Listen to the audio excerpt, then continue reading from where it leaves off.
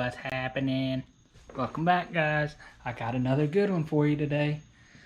I got a buddy's Polaris RZR 570 here. Won't start. He put a new, had low compression. It's gonna get dark for a second. Low compression.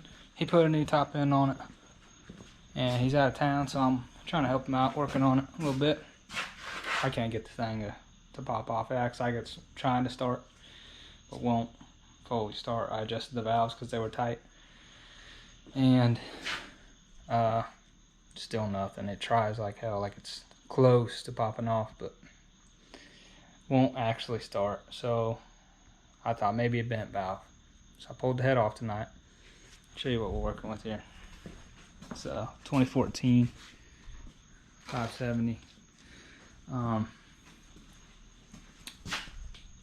I found something bad news. So I got the head off and the cylinder out, and you can see it's pretty new piston there.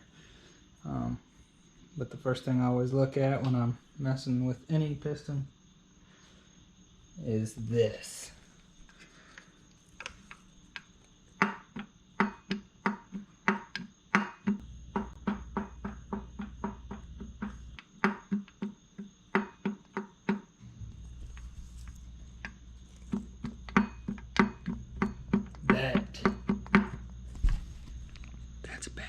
That's bad news. That is terrible.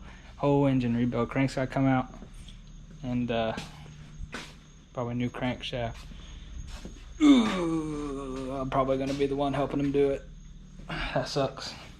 So if you think your crank's bad, you're allowed to have side-to-side play on that rod, but no up and down.